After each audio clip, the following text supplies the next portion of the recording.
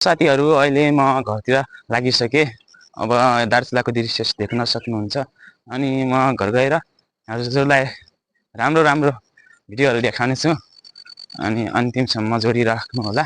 म घर जाँदा कस्तो बाटो छ भनेर हजुरलाई पुरा बाटोको दृश्य देखाउनेछु। कस्तो लाग्छ? राम्रो लाग्छ भने एक कमेन्ट एक लाइक गरिदिनु होला। अब म घरतिर लागेँ। Okay, late started.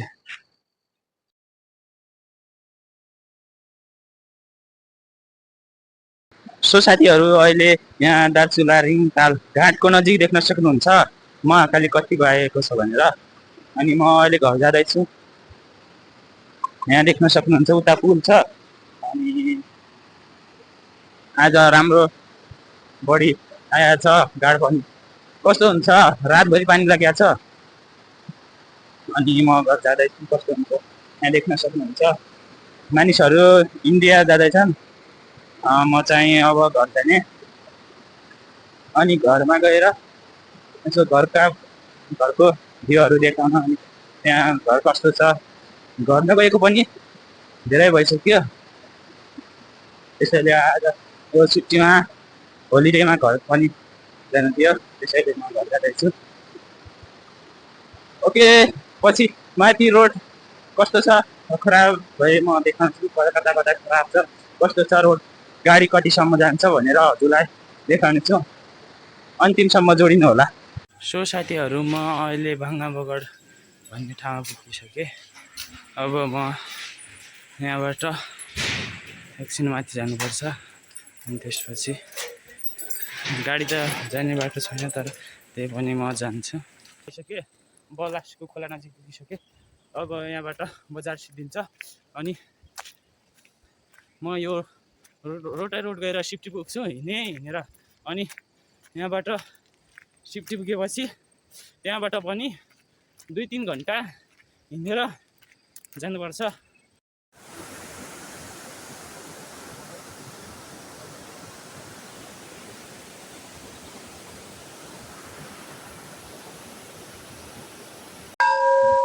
सो साथीहरू अहिले चाहिँ म माथितिर पुगिसकेँ।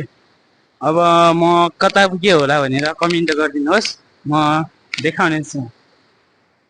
यहाँ देख्न सक्नुहुन्छ म यो डुङ्गरे मन्दिरतिर पुगिसकेँ। अब म माथितिर जान्छु।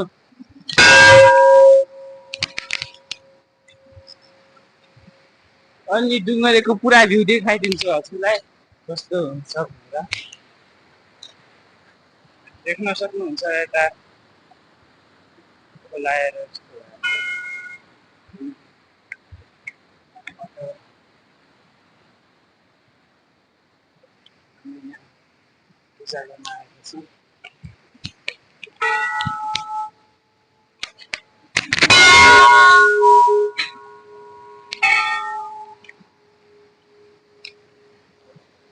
म पनि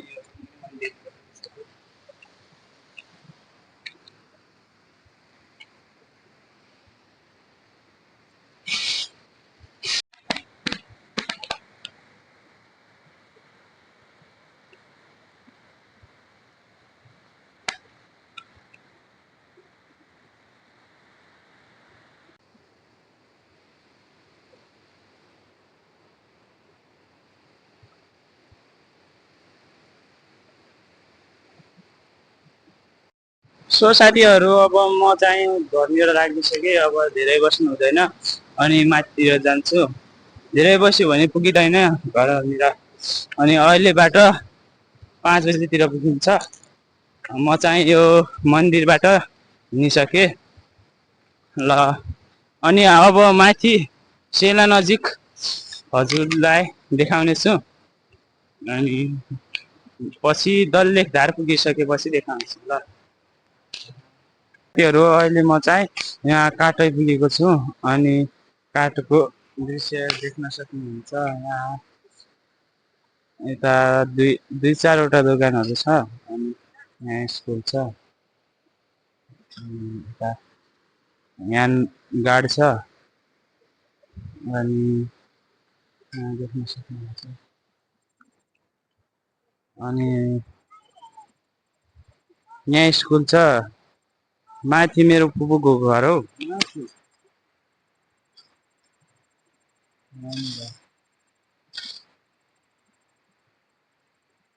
बेसी याद छैन त्यहाँनिर मेरो फुपूको घर हो अनि म अब चाहिँ माथितिर जान्छु अनि माथि यहाँ जानुपर्छ यताबाट पनि अझै पर जानुपर्छ हजुरलाई अन्तिमसम्म हेर्नु होला म पुरा दृश्य देखाउने छु सो साथीहरू तल काठ छ काठको माथितिर यस्तो देख्न सक्नुहुन्छ यो रोडहरू यो बर्खाको महिना पुरै बगाएर लगेको छ अनि माथि पनि त्यस्तै छ बाटो हेर्न सक्नुहुन्छ यहाँ खोला बाढी आएर पुरा खराब गरेको छ अनि यहाँ पनि त्यस्तै छ देख्न सक्नुहुन्छ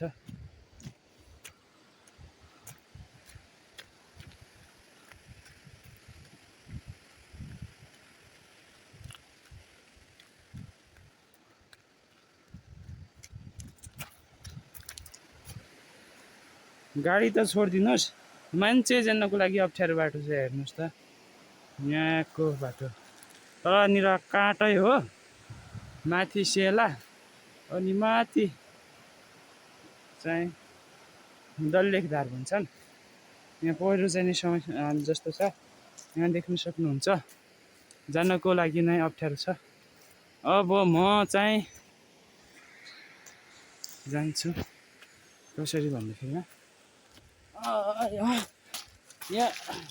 देख्न सक्नुहुन्छ यहाँ चाहिँ यति अप्ठ्यारो बाटो छ यति अप्ठ्यारो बाटो छ म चाहिँ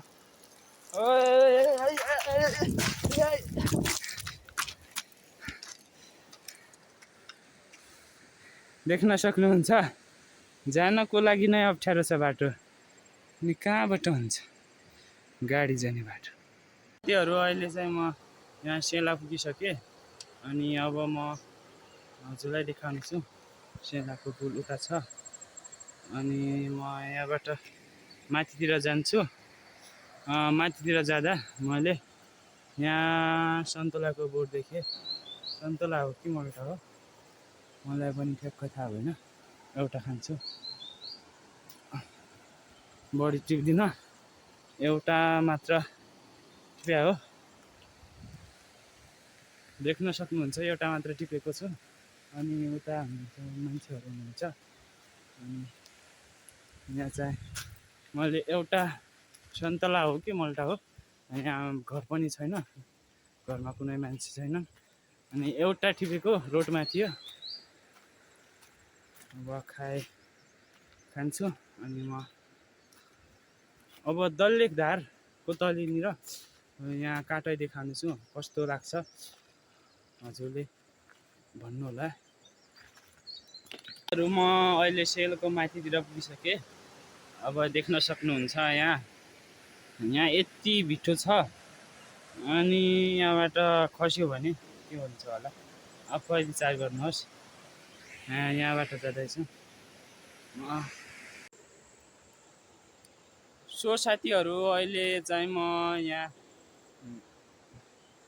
यो मैखोलीको तलनिर पुगिसकेँ म धेरै थाकिसक्यो लगातार 3 घन्टा काहीँ नबसेर त्यहाँ तलनिर फोटा मात्र खिचेँ अनि त्यति मात्र हो यति थाकियो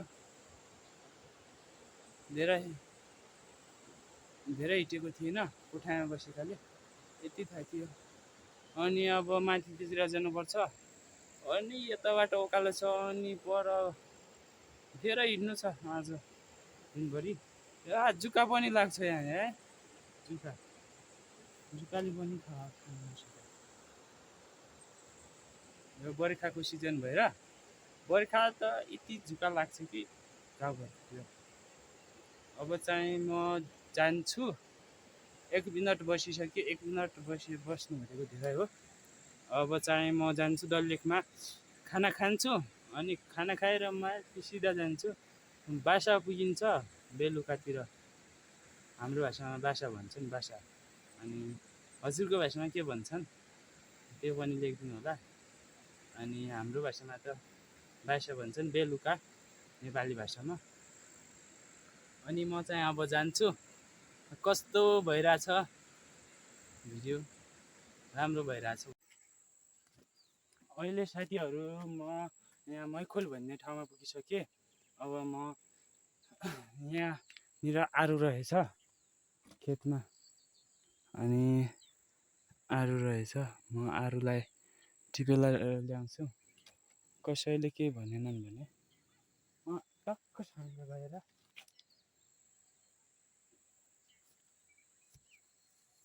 पहिले यो मार्क्सलाई लगाउँछु।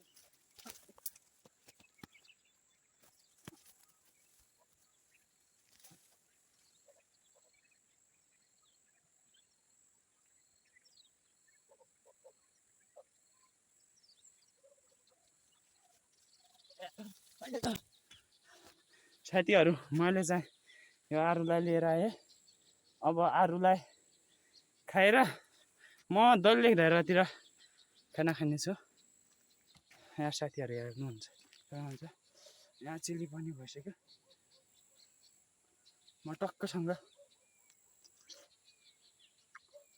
दामी रहेछ, दामी एकदम चार।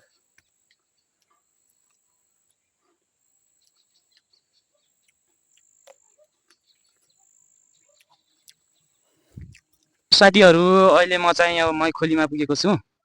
अब 15-20 मिनट जति हिँड्नु छ दल्लेघार पुग्न। अनि धेरै थकिएकाले म अहिले 15 मिनट यहाँ बस्छु। अनि त्यसपछि म दल्लेघारमा गएर खाना खान्छु अनि जान्छु। ओके, म 15 मिनट।